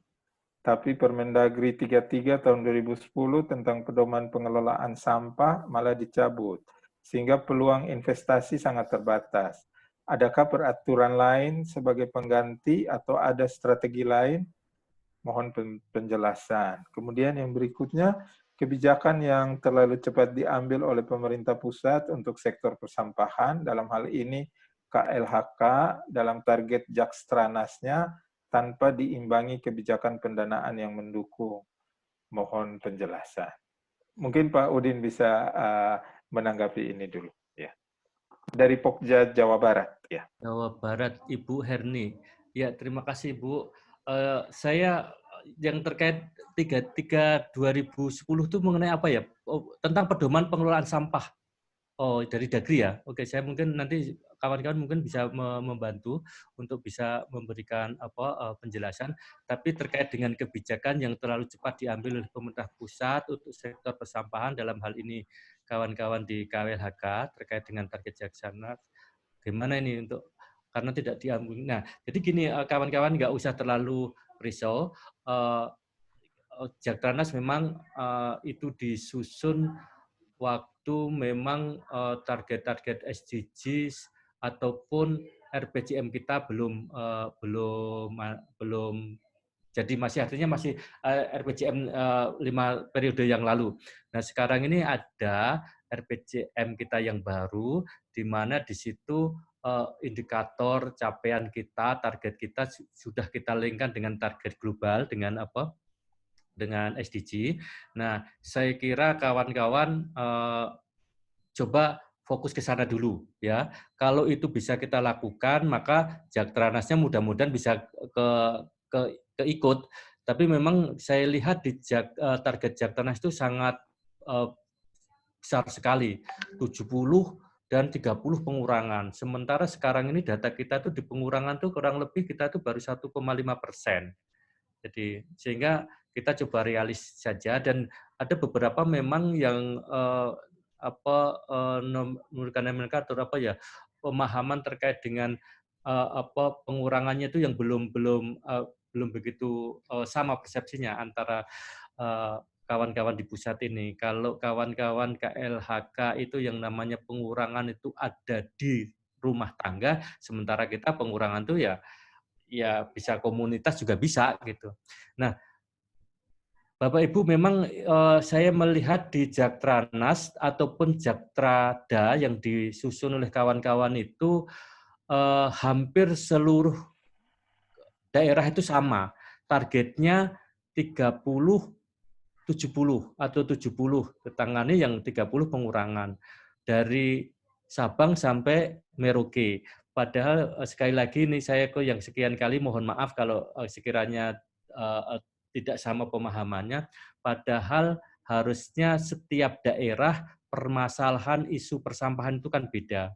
Sampah di DKI tentunya akan beda sekali dengan yang ada di kawan kita di Papua, betul di NTT ataupun di Kalimantan, atau bahkan sesama di Jawa dengan dengan provinsi lain. Ya. Nah, tentunya kemampuan fiskal kapasitinya, kemampuan membuat strateginya, SDM-nya juga beda. Jadi memang ada baiknya dalam menyusun Jaktrada itu harusnya mempertimbangkan itu. Ya, jadi sehingga target per kabupaten kota atau target per provinsi tidak sama. Itu. Tetapi kalau nanti di total itu ya 70-30 terjadi, misalnya harusnya begitu, idealnya gitu. Nah, ini yang kita lakukan di dalam program PPSP, termasuk di dalam kita mendesain, menghitung target yang ada di RPJMN kita 80-20. Jadi tidak sama. Setiap provinsi tidak sama, setiap kabupaten tidak sama. Bahkan satu provinsi, misalnya provinsi Jogja, artinya bahwa seharusnya target yang dibebankan ke Gunung Kidul dengan Sleman, dengan Jogja, Kulon Progo, Bantul harusnya tidak sama, karena beda. Ya, ada yang fiskal kapasitasnya bagus. Jadi dengan demikian provinsi mempunyai strategi. Kalau anak saya yang sudah bagus fiskal kapasitinya, saya tinggal dorong. Nah, dana sebagai orang tua, provinsi itu punya dana bantuan keuangan dan macamnya, lebih fokus untuk soal pendanaannya itu kepada anaknya yang nasibnya kurang baik. Itu kan menjadi strategi-strategi. Nah, saya tidak tahu kalau di Jaktranas itu apa ada itu. Nah, tapi nggak usah terlalu risau. Jalan, saya pikir coba untuk yang lebih operasional banget, saya pikir yang di APBN, yang di RPJMN. Dan untuk Jawa Barat, Bu Erni, kita ada program besar di sana, dan saat ini kita intensif kita konsolidasikan, bahkan Pak Menko, Pak Luhut sendiri langsung dengan rapat dengan beberapa kementerian, yaitu yang sampah, yang di Citarum. Dan kami sedang menyiapkan apa yang disebut dengan platform. Mudah-mudahan jam 11 nanti kami akan audiensi dengan Direktur dan Pak Deputi sebelum nanti dipaparkan di kementerian dengan beberapa kementerian, PU, KLHK, Dagri, Bappenas tentunya dengan Kemenko. Jadi nanti mohon maaf sekali lagi, nanti kalau saya tidak sampai selesai karena jam 11 harus mengikuti yang platform sampahan itu. Jadi pada prinsipnya coba kita fokus ke yang RPJM dulu. Kita dan di situ target-targetnya jelas, indikatornya jelas, mudah-mudahan, dan ini akan menjadi role model kita untuk menangani sampah. Saya kira demikian. Mungkin ada teman-teman yang bisa menambahkan. Terima kasih. Oke, terima kasih Pak Udin. Sebelum kita mendapat tanggapan balik dari Bu Herni, Pak Am mungkin mau menambahkan dulu. Baik Pak Richard, baik Pak Udin. Ibu Herni, terkait dengan ditariknya Permendagri 33 ya Bu, itu benar. Kita akan nanti di sekitar hari apa Pak Richard? Hari tanggal 13 Mei ya. 13 Mei kita akan membahas yang berkaitan dengan Permendagri 90 Bu, tahun 2019, yaitu tadi sudah disinggung sebenarnya oleh Pak Udin, yang Permendagri itu tentang klasifikasi, kodifikasi, nomenklatur, perencanaan pembangunan, dan keuangan daerah. Nah, tentu investasi yang disebut oleh Ibu Herni tadi, yang seharusnya provinsi bisa melakukannya, itu akan tertampung nanti di sini, Bu. Memang kita sudah dapat informasi juga, Jawa Barat sudah Bapedanya sudah mengkonsolidasikan RPJMD-nya dan konsultasi ke Kemdagri, maka tanggal 13 besok jam 9 itu PAYU-KP kita akan membahas yang terkait dengan investasi di sanitasi dan bagaimana nomenklatur, kode anggaran, kemudian juga klasifikasi dan kodifikasi. Apa-apa saja investasi bisa dilakukan oleh provinsi, yang lintas kabupaten kota masuk di mana, kemudian yang dia bisa lakukan itu bantuan keuangan ke kota seperti apa, nah itu nanti di tanggal 13. Jadi sekali lagi kita harapkan, kita undang juga Ibu Herni bisa hadir, sehingga bisa lebih banyak mengeksplorasi hal-hal yang terkait dengan investasi provinsi terkait persampahan dan air limbah. Sebab di Permendagri itu tidak hanya persampahan air limbah, bahkan kodifikasi untuk drainase pun ada, Bu. Jadi itu sekedar informasi bisa kita sampaikan Pak Ustaz. Mudah-mudahan bisa dianalisis. Oke, baik. Terima kasih Pak Am. Silakan Bu Herni kalau ada tanggapan balik. Ya, mungkin sedikit saja. Saya juga baru baca yang Permendagri 33 tahun 2010. Itu sepertinya sih kesimpulannya itu ada di sana menjelaskan tentang kekuatan pemerintah daerah dan masyarakat serta badan usaha dalam pengelolaan sampah kawasan. Jadi memang kalau lihat funding gap-nya itu besar, investasi yang diperlukan juga besar, saya rasa peluang-peluang yang walaupun kecil tapi banyak, itu bisa menjadi peluang untuk investasi gitu loh. Tidak perlu besar misalnya yang skala nasional atau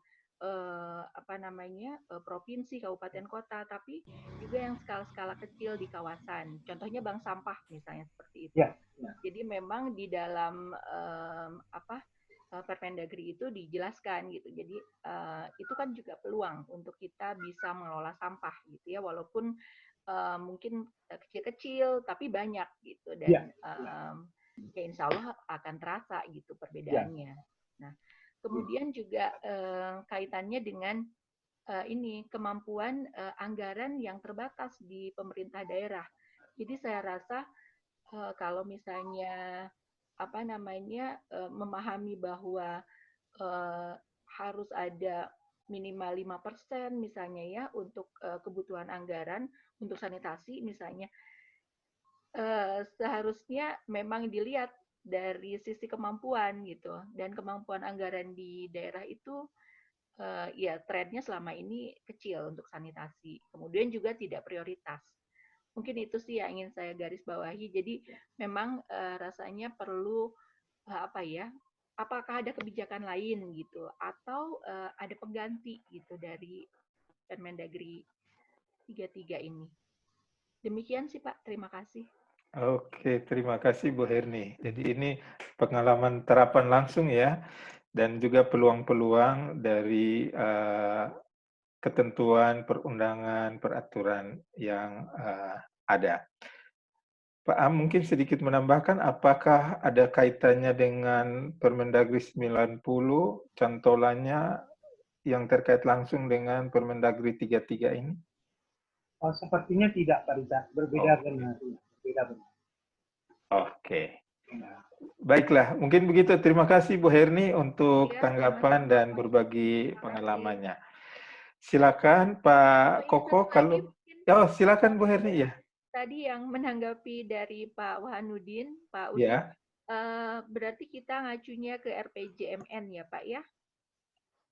Ya karena selama ini saya juga merasa gini, kalau kita ngitung finding gap kan berarti kita harus menghitung kemampuan ya dari masing-masing daerah untuk kita menentukan berapa target dari masing-masing kabupaten kota. Dalam hal ini kan saya dari Pokja Provinsi. Nah, artinya target yang dipakai adalah yang RPJMN, ya Pak ya, tidak yang Jaksranas. Kalau Jaksranas memang terlalu besar gitu, dan kami merasa sepertinya tidak akan mampu sampai ke arah sana gitu. Ya, mungkin saya tambahin dikit Bu. Ya, coba kita lebih fokus karena yang namanya kita coba di dalam program PPSP ini, termasuk persampahan Bu Herni, itu kita kan ingin bantu daerah. Program kita supaya jalan. Program saya nggak tahu kalau yang di Jaktra itu kan target-target ya Bu ya. Apakah untuk bisa melaksanakan Jaktra itu juga dilakukan strategi-strategi dengan kita, seperti kayak kita. Kalau di dalam RPJM itu melalui PPSP itu target kita setting, provinsi kita beri target dengan berdasarkan kemampuan, fiskal kapasitinya, penduduknya, terus ketersediaan dan macamnya itu. Tapi juga kita lakukan pendampingan dengan cara ada tenaga fasilitator yang dulu kita BKU-kan untuk bisa daerah bisa melakukan itu. Lalu yang kedua juga bagaimana kita bisa mengadvokasikan, memasarkan ini kepada pimpinan kita, kepada kepala daerah. Lalu juga bagaimana mekanisme pendanaan itu juga kita di AK kita luncurkan program ini, misalnya hibah, terus kita kerjasama dengan JISFAK, dengan itu semua kita potensi itu ini untuk membantu daerah. Begitupun daerah masih banyak mengalami kesulitan. Apalagi kalau, mohon maaf, kalau kita hanya targetkan sekian, disamakan, terus bingung daerah. Mungkin sosialisasinya udah bagus, tapi memulai dari mana? Itu akan sulit. Jadi kita coba pendekatan kita, platform yang kita akan susun ini, Bu, kita juga dapat input banyak dari Jawa Barat, untuk nanti bisa, itu kontribusi Jawa Barat untuk ke nasional, kalau platform jadi, itu coba kita lakukan seperti itu, Bu. Jadi yang realistis istilahnya gitu, sambil nanti kita perbaiki. Ya, makasih. Iya, Pak. Terima kasih, Oke, cukup jelas ya. Oke, kalau tidak ada tanggapan lagi, silakan Pak Koko untuk penanya berikutnya. Pak Richard, mohon maaf, saya boleh? Mas Aldi, oke. Oh, silakan Pak Aldi, silakan. Mohon maaf sedikit aja nih, tadi yang menanggapi ini kayaknya benar-benar pertanyaannya memang baik, walaupun nanti mestinya akan harus dibahas di yang sesi dengan pihak UKP ya Pak Richard ya Bu Herni.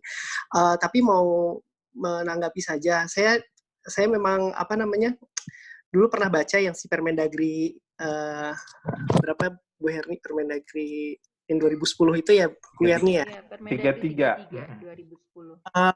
Ini saya juga tadi quick browsing gitu, sepertinya muatannya itu bisa di-cover di PP 81 2012 Ibu. Jadi memang lebih tinggi gitu jadi sebenarnya peraturannya. Mungkin selama sepertinya tidak ada yang spesifik yang diatur di dalam Permendagri tersebut. Karena untuk investasi yang seperti Bu Herni sampaikan, itu di PP 81 itu memang diperbolehkan dalam melakukan kegiatan pengangkutan, pengolahan, pemrosesan akhir sampah, pemerintah kabupaten kota itu dapat bentuk kelembagaan pengolahan sampah, bermitra dengan badan usaha atau masyarakat, artinya bisa ya, kemudian bekerjasama dengan pemerintah kabupaten kota lain. Jadi mungkin untuk yang investasi dipakai yang itu dulu, mungkin ya Bu ya, turun lembut aja gitu. Terima kasih. Oke, terima kasih Mas Aldi. Pak Aldi ini adalah... Terima kasih Mas Aldi, apa kabar? Sama Ibu, baik, apa kabar Bu? Udah pada kenal Pak Mas Aldi ya, orang keduanya Pak Udin di Subdit Sanitasi. Iya. Oke, silakan Pak Koko kalau masih ada. Nah, ada dari PFI Kalimantan Barat dan dari Jawa Tengah. Ibu Utin Ema dari Jawa Barat, ada 2 pertanyaan. 1, untuk merealisasikan komitmen pendanaan daerah terhadap pembangunan sanitasi, mohon masukannya bagaimana mengawal agar terimplikasi di penganggaran daerah. Karena beberapa daerah ada perbedaan yang tinggi antara kemampuan dan komitmen yang harus dicapai. Kemudian yang kedua, apakah yang dimaksud dengan komitmen daerah? Apakah komitmen berasal dari kemampuan APBD atau komitmen itu bisa direalisasikan melalui perhitungan semua sumber pendanaan lainnya. Silakan Pak Udin dulu kalau untuk menanggapi. Bu Utin Emma, nanti mungkin teman-teman bisa nambahin. Mas Aldi juga, saya terima kasih Mas Aldi tadi membantu mengklarifikasi terkait dengan realisasi komitmen pendanaan daerah terhadap pembangunan sanitasi. Mohon masukannya bagaimana mengawal agar terimplikasi di penganggaran daerah. Ya sekali lagi itu tadi sebenarnya intinya di milestone 1 tadi kan, itu persepsi Pokjanya harus solid dulu ya, karena sekali lagi sanitasi ini kan tidak hanya satu sektor saja yang satu kementerian saja yang yang sebagai aktornya di sana. Dalam hal ini juga kalau di daerah tidak satu UPD, jadi itu harus solid dulu. Baru setelah itu di intern UPD masing-masing juga harus sama persepsinya kepala-kepala dinas itu sebelum nanti ke wali kota, bupati atau sekda gitu kan. Itu yang terus terang biasanya disitulah titik krusialnya, karena hanya kalau itu sudah solid pasti nanti akan didukung oleh OPD-OPD yang lain, siapapun nanti yang usulkan terkait dengan sanitasi ini. Artinya begitu. Yang kedua terkait dengan komitmen ini nyambung sebenarnya 1 dan 2 itu. Apakah APBD itu itu bagian salah satu bentuk realisasinya komitmen itu yang menganggarkan APBD-nya. Tadi saya sampaikan bahwa sebenarnya investor utama adalah daerah. Tapi sekali lagi kita menyadari daerah itu fiskal kapasitinya tidak semuanya bagus gitu kan. Nah, untuk itu ada minimal requirement lah istilahnya, ada anggaran minimal daerah itu yang harus ada untuk sanitasi, misalnya untuk OM, untuk itu macamnya itulah itu ya. Terus atau komitmen itu bisa direalisasikan melalui perhitungan semua sumber dana. Ya, itu yang kita sampaikan, kita menyadari karena APBD-nya itu tidak banyak yang untuk sanitasi. Meskipun kalau kita mengacu yang 2012 komitmennya para wali kota bupati itu 2%, itu sudah bagus sekali, tapi ternyata juga belum seperti yang kita harapkan. Sehingga kita mencoba di dalam pendanaan itu adalah mencari skema-skema pendanaan yang lain yang bisa untuk menutupi funding gap tadi. Itu salah satu. Kalau pemerintah daerah itu mau memanfaatkan mekanisme pendanaan yang ada, yang kita tawarkan, itulah bagian dari komitmen, ya, komitmen ya itu bisa, oh saya ikut program ini, oh saya ikut hibah, saya ikut program ini, nah itu macam-macam, ikut saya manfaat CSR, diswab dan macamnya, di AK-nya saya akan manfaatkan ini, saya karena banyak daerah juga dikasih di AK penugasan, ya, ada juga yang tidak sudah ditugasi urusan wajib daerah juga tidak juga mengajukan, ada juga seperti itu. Mungkin itu saya kira teman-teman ada yang bisa membantu, silahkan. Mungkin ada yang ingin membantu, tetapi kira-kira yang namanya komitmen itu kan bagaimana tantangan bagi daerah ya, kepala daerah kalau melihat APBD murninya sekian, dia berani nggak menargetkan, menambahkan tantangan sebagai komitmennya untuk menaikkan.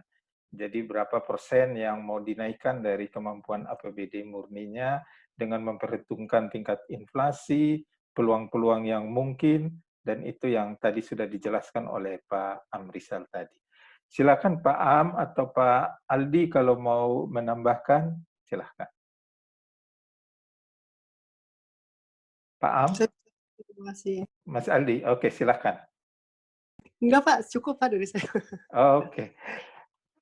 Pak Am, kalau ada tambahan? Enggak, cukup Pak. Oke. Oke, kita langsung ke pertanyaan berikut dari Pak Agus Sarwo. Ini PFI Jawa Tengah. Biaya non-fisik diasumsikan 5% dari biaya fisik dan OM 10%. Apakah ini sudah menjadi dasar yang baku? Mengingat untuk pembentukan readiness kriteria sesuai Sitlakom, apabila dijabarkan lebih rinci ke dalam matriks all, terkadang jumlahnya bisa lebih Mohon penjelasan. Ini agak teknis, mungkin bisa Pak Am langsung menanggapinya? Silahkan Pak Am, ya betul. Ya, izin Pak Udin. Ya, Pak Agus Sarwo benar, apakah ini asumsi ini sudah baku? Nah, saya juga mendapatkan informasi ini dari kawan-kawan yang ahlinya, ahli teknis, ya, Bu Wita, Pak Eko, kemudian Pak Danang. Nah, justifikasinya itu sangat kuat katanya. Karena 5% untuk biaya fisik itu kan berupa non fisik ya. Nah, 5% dari biaya fisik terbangun. Jadi katakanlah kalau sebuah sarana air limbah itu 300 juta misalnya, atau 400 juta IPLT itu misalnya ya. Nah, saya dapatkan ini, saya petik saja dari kawan-kawan yang teknis, itu 5% dari itu untuk biaya non fisik. Apa saja biaya non fisik diantaranya adalah bagaimana sarana itu tadi untuk memastikan pertama masyarakat di sekitarnya tidak komplain setelah dibangun. Dan makanya pada saat sebelum dibangun itu ada sosialisasi. Nah, seperti itu ya. Kemudian ada mungkin penggantian yang disebut dengan jalan ke lokasi misalnya. Itu bisa penggantiannya tidak hanya penggantian lahan, tetapi mungkin juga ada beberapa penggeseran warung orang atau apa, dan itu kan butuh approach. Jadi biaya-biaya yang tidak terkait langsung dengan instalasi yang dibangun, yang sifatnya non-fisik. Tetapi kalau yang OM 10%, nah ini karena saya kebetulan di bagian pendanaan, itu sudah menjadi standar juga ketika sebuah investasi dilakukan, dan memang kebanyakan biaya perawatan dan operasi pada tahun-tahun setelah pasca konstruksi itu sudah mulai keluar biaya untuk perawatan, dan itu memang secara total OM itu paling tidak mulai dari 10%. Saya yakin juga sama dengan yang Bapak sampaikan, bisa jadi lebih besar. Ya, apalagi kalau ada infrastruktur itu tidak terletak pada tanah yang seharusnya, ya. Atau karena memang lahan terbatas, ya yang ada cuma lahan ini, sehingga dibutuhkan OM yang lebih ya, pasca konstruksi yang ditemukan biaya tambahan yang dulunya tidak terperkirakan. Mungkin ada pernah kejadian banjir mendadak atau apa, nah itu bagian yang menyebabkan di angka itu bisa bertambah. Jadi saya setuju bahwa OM bisa saja naik, ya, bahkan itulah yang disebut dengan adendum lebih dan kurang, dan itu dilaporkan nanti di dalam realisasi pendanaan. Kalau di APBD, ya ada adendum 1 terhadap lebih kurang pekerjaan ini, kejadian tahun ini dengan skala begini, volume ini. Saya kira setuju Pak. Pak Richard, mungkin Ya. saya nambah sedikit. Ya, silakan Pak Udi. Ya, terkait dengan non-fisik, 5% itu kalau seperti yang disampaikan Pak Am tadi betul, mungkin ada perlu ditambah juga, itu kalau misalnya proyek baru, ya, tetapi ada non-fisik yang sebenarnya tidak terkait langsung dengan proyek baru itu. Misalnya untuk campaign, untuk meng-ODF-kan, terus lalu ada untuk regulasi, untuk kelembagaan, itu tentunya akan tidak ada kelembagaan yang lebih besar, atau mungkin perlu ada regulasi perda atau apapun, itu juga perlu, seandainya itu diperlukan, itu juga harus terakomodir bagian dari yang non-fisik. Ya, itu jadi mungkin juga ini, karena yang proyek misalnya membangun IPAL, itu ya memang non-fisik itu 5% itu termasuk untuk yang Pak Am tadi, untuk kalau ada relokasi dan macamnya itu.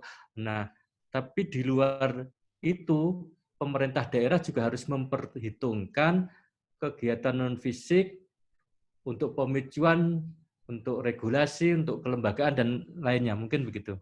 Selanjutnya mungkin mohon maaf saya akan undur diri. Mas Aldi mohon bisa Mas Aldi ya. Saya coba akan ke platform, persiapan di platform. Terima kasih. Mohon maaf. Oke.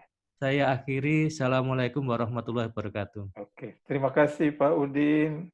Selamat bertugas kembali. Nanti ada Mas Aldi yang bisa menambahkan. Oke, selamat bergabung lagi Mas Aldi. Ya, dari tadi pagi kok Pak Oh, Riz. dari tadi pagi. Oh iya, maksudnya menjadi pengganti narasumber. Oke. Untuk menambahkan jawaban Pak Udin, Udin. untuk pertanyaan dari Pak Agus Sarwo, ini tadi dari awal juga saya sudah diskusi sama rekan gitu ya. Saya juga untuk yang 5% dan 10% ini sepertinya untuk hitung cepat saja gitu ya. Sangat baik sekali kalau misalnya memang sudah bisa dirinci gitu, karena satu gitu ya, 10% OM tadi diangkat oleh Pak Samsul juga. 10% OM itu kan dari yang terbangun, dari yang dibangun ya. Sedangkan misalnya tahun ini bangun sarana senilai 1T misalnya.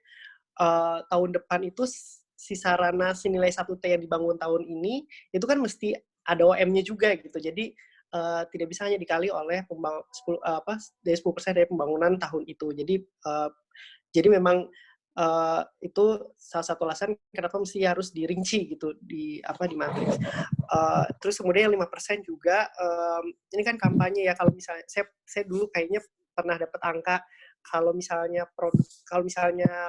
produsen gitu ya mengeluarkan produk baru, itu biaya advertisement-nya itu bisa sampai 30% dari biaya produksi gitu. Nah, kita cuma 5% gitu, makanya nggak pernah ada yang pakai sarana kita. Jadi saya rasa juga 5% sebenarnya sangat kecil gitu. Jadi sama ya dengan yang disampaikan oleh Pak Agus Sarwo ya. Jadi sebaiknya memang dirinci kegiatan apa yang diperlukan benar-benar gitu ya. 5% 10% ini hanya patokan saja ketika misalnya Pak Agus Sarwo ditanya oleh Ketua Pokja gitu, berapa nilainya gitu. Nah, belum dihitung rinci pakai 5% 10%. Tapi kalau misalnya ada kegiatan yang lebih rinci yang bisa diidentifikasi, itu sangat lebih bagus supaya seperti Pak Udin tadi sampaikan, sebutkan saja kebutuhannya supaya menjadi sarana advokasi kita juga kepada pemerintah, kepala daerah atau kepala dinas. Demikian Pak. Oke, terima kasih. Saya kira sudah cukup jelas ya Pak Agus ya, dan juga untuk Bu Utin Emma. Pak Koko kalau masih ada pertanyaan lain? Oke. Dari Pak Rinaldi yang tadi share juga pengalamannya. Nah, pertanyaannya, kita ketahui bersama bahwa dengan adanya kondisi saat ini sedang diserang wabah pandemi COVID-19.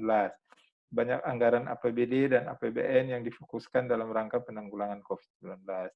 Mohon saran dan masukannya bagaimana kebijakan dan strategi yang perlu dilakukan dalam perencanaan sanitasi untuk tahun N dan N+1 ke depannya. Terima kasih. Bisa langsung Mas Aldi menanggapi? Silakan Pak Aldi, ya.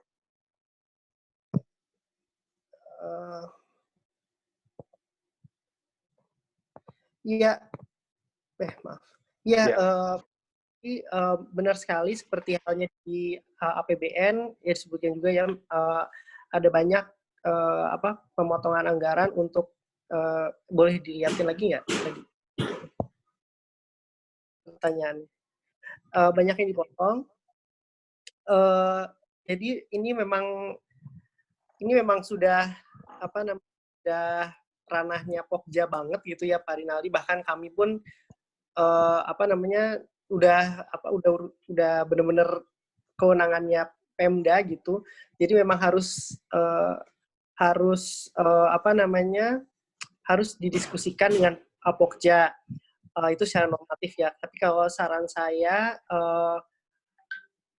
yang dilakukan itu seperti misalnya perencanaan itu tetap harus dilakukan.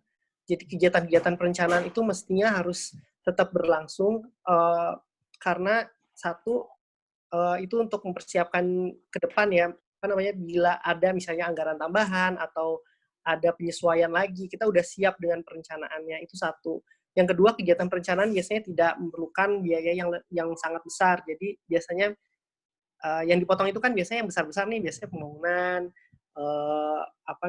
nah itu kalau menurut saya biarkan saja, karena memang ini ada kebutuhan yang lebih mendesak. Tapi kegiatan perencanaan persiapan itu misalnya itu harus tetap dilakukan supaya siap bila ada penyesuaian anggaran lagi di tahun depan gitu. Itu saran saya. Intinya memang sudah kewenangan ya sih apa yang harus di. Kalau saran saya misalnya nanti Pak siapa tadi saya lupa. Rinaldi. Gitu ya, apa nih saran dari Pak Rinaldi? Kalau menurut saya kegiatan perencanaan dan persiapan yang Sidlakom itu mesti tetap berjalan. Misalnya ngecek apakah lahannya sudah ada, itu kan mungkin bisa dilakukan dengan anggaran minimal gitu. Terima kasih Pak. Ya Pak. Oke, terima kasih Pak Aldi dan juga Pak Rinaldi sudah cukup jelas. Sekira ini sudah pertanyaan terakhir yang masuk pada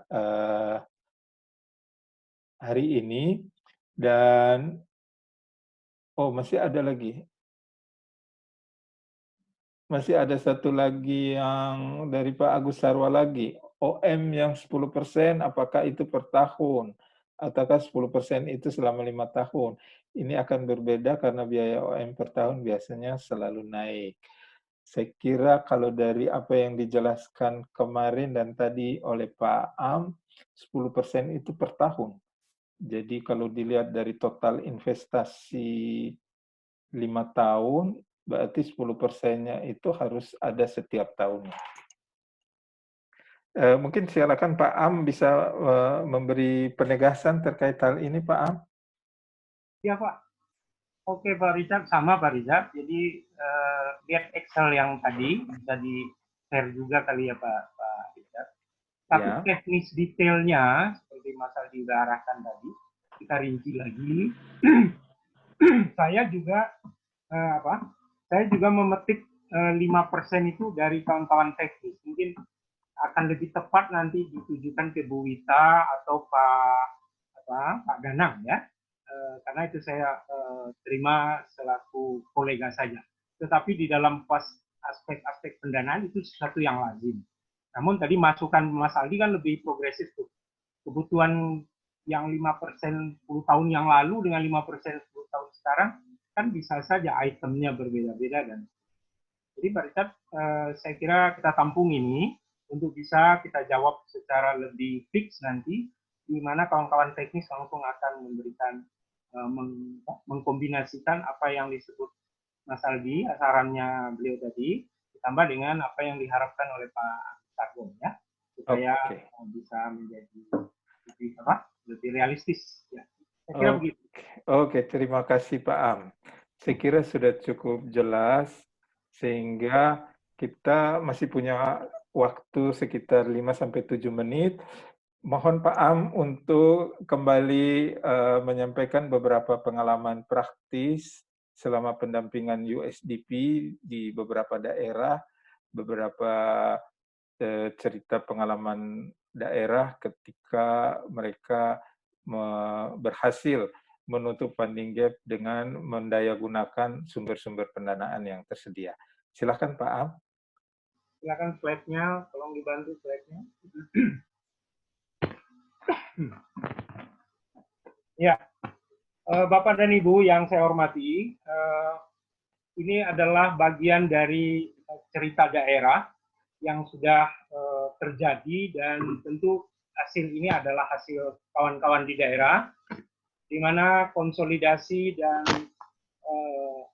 dilakukan oleh Pokja bersama dengan fasilitator, sehingga pemanfaatan dana-dana di luar APBD itu mulai bertumbuh 1, 2, 3, dan 4, dan itu menjanjikan peluang yang baik dan menjanjikan prospek yang tetap tinggi ya dalam situasi ini asumsinya sebelum COVID, semuanya ini sebelum COVID terjadi ya. Nah, di Muara Enim sebenarnya kemampuan APBD-nya cukup signifikan dan tim Pokjanya sangat kuat di situ bersama fasilitatornya dan kerjasamanya dengan perguruan tinggi juga bagus sehingga Bupati tidak terlalu repot dia memberikan dukungan yang langsung terhadap tambahan APBD yang cukup signifikan dan juga dia bisa men-showcase bahwa kami juga bisa bekerja sama dengan pihak-pihak lain. Nah, Pokja mendapatkan bantuan berupa CSR dari perusahaan dan dari Basnas. Itu hampir 900 jamban bisa dilakukan akselerasi dengan sangat cepat dengan menggunakan juga unsur-unsur dari LSM dan Basnas di sana. Dan tentu saja buang air besar masih menjadi concern utama mereka, itu yang dituntaskan lebih dahulu, dan itulah yang dijadikan titik masuk agar sanitasi berkelanjutan itu dapat terjadi di sana. Dan di Kabupaten Indramayu, ini lebih banyak ke perusahaan ya. Di sana PT Politama Propindo itu memberikan jasa, tapi tidak dalam bentuk uang tunai, lebih kepada bentuk bantuan teknis dan sarana. Ya. Dan di situ kerjasama dengan bank sampah yang ada di seputaran Indramayu. Nah, kemudian kita masuk ke Cirebon. Di Cirebon berbeda situasinya, kota ini sangat dinamis, kemudian APBD-nya juga cukup kuat, cukup besar, tapi dia memberikan selain komitmen pendanaan yang signifikan, dia juga melibatkan Pokjanya rumah zakat, khususnya untuk masyarakat yang berpenghasilan rendah, dan bentuknya berupa kesepakatan pengurus RW dan rumah zakat untuk mengkonversi sampahnya dalam bentuk layanan kesehatan dan pemberian makanan tambahan. Jadi ini cukup menarik karena ini tipikal kotanya benar ya di Cirebon, dan itu berlanjut sangat baik di kota ini. Lanjut, setelah Cirebon kita ke daerah Kendari, kota Kendari. Kota ini cukup menarik, dia dikenal sebagai kota yang berhasil mengolah persampahan dengan TPA yang baik dan mungkin juga yang sangat menjadi list terbaik ya, yang saya tahu. Nah, di sini wali kotanya langsung mengambil alih peran untuk memulai agar aparat sipil negaranya menjadi motor, contoh untuk mengelola air limbah setempat, dan air limbah itu dimulai dari rumah-rumah ASN, sehingga pemerintah Kendari memberikan kredit terhadap pegawainya melalui koperasi agar bisa memperbaiki standar dari sarana mereka. Jadi yang ada di rumah ASN tersebut. Sedangkan untuk masyarakat berpenghasilan rendah, mereka mulai dengan 3 kelurahan dan itu memberikan bantuan langsung. Dan bantuan itu ada yang berbunga ringan. Kalau ASN tadi bunga ringan, tapi di MBR ada yang berbunga ringan, bahkan ada yang digratiskan sama sekali. Itu yang dilakukan untuk mewujudkan sanitasi berkelanjutan di aspek air limbah. Di sampah dana desa. Nah, kita tahu, di kota Sabang, dana desa. Kota Sabang itu pada faktanya memiliki kelebihan dana di kelurahannya, ya. Karena dia mendapatkan bagi hasil dari provinsi, karena memang itu daerah istimewa Aceh. Nah, kelebihan dana di kelurahan itulah yang pergunakan, namanya di sana Gampong, tetapi dia ada di kota Sabang, tapi ada juga kelurahan di kota Sabang juga. Nah, inilah yang dialokasikan untuk penghijauan dan infrastruktur sanitasi di kota Sabang. Sedangkan di kota Mobagu, ini kombinasi antara dana desa dan dana kelurahan di kota Mobagu ini. Sehingga ada tuntas 750 rumah per tahun, dan itu terkait bisa mendanai hampir 7-12 juta untuk antiseptik di sana. Karena memang tidak bisa distandarisasi untuk menurut beberapa kota lain cukup 5 juta saja, tapi di sana karena harga patokan setempat bisa lebih tinggi dari angka itu. Nah,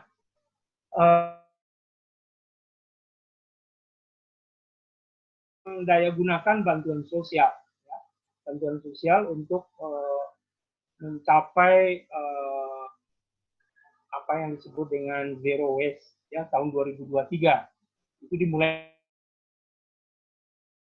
sampah, kemudian pengolahan TPA, dan itu dilakukan dengan suntikan dana bantuan sosial provinsi yang dituangkan di dalam sebuah peraturan gubernur di sana.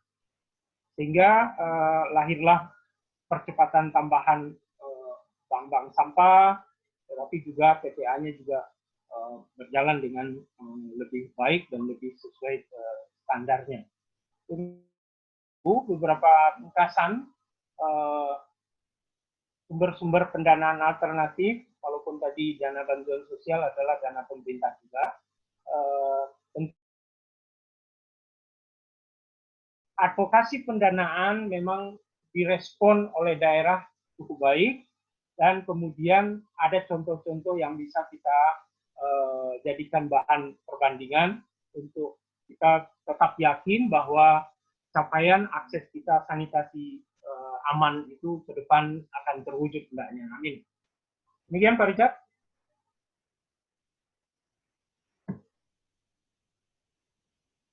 Terima kasih Pak Am dan juga Mas Aldi dan kita semua yang sudah mengikuti proses hari ini.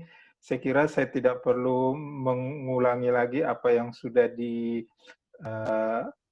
disampaikan, tetapi perlu kita catat bahwa memang funding gap ini perlu kita cermati, perlu kita hitung bersama, diskusikan bersama Pokja, kemudian kita sampaikan kepada pimpinan daerah, dan bagaimana kita menyampaikannya dalam bentuk yang bisa menantang pimpinan daerah untuk berkomitmen dan bisa menaikkan prosentasi dari anggaran APBD murninya untuk menutup kebutuhan anggaran sanitasi ini. Saya kira demikian saja. Kita akan nanti melihat bahwa pada hari Senin yang akan datang masih ada kelas gabungan Pokja dan PFI ini, akan ada 2 materi yang akan dibahas, yaitu strategi dan paket kebijakan sanitasi, kemudian program dan kegiatan sanitasi. Nah, ini mungkin juga nanti ada kaitan dengan materi-materi yang sudah dibahas sebelumnya.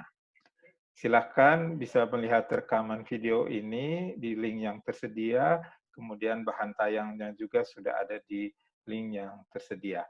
Sebelum berakhir, saya minta kita semua untuk menyalakan kamera kita untuk dokumentasi foto bersama. Silakan yang mau kasih aba-aba foto bersama.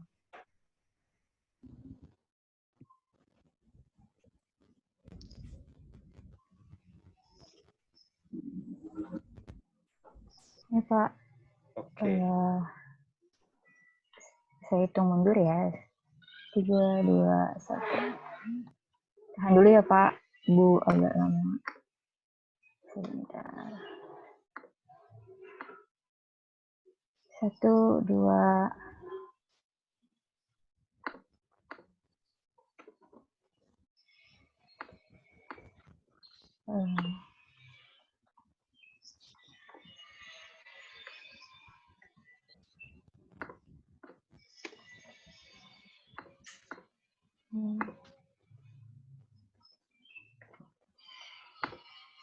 Ya, sebentar sekali lagi. 1, 2. Oke, sudah Bapak Ibu, terima kasih. Oke, terima kasih atas partisipasinya. Selamat siang, salam sejahtera untuk kita semua. Selamat melaksanakan ibadah puasa bagi yang menjalankannya. Tetap semangat dan kita ketemu lagi hari Senin untuk kelas gabungan ini. Dan untuk teman-teman PFI ada pertemuan hari Jumat. Terima kasih, sampai ketemu lagi. Terima kasih.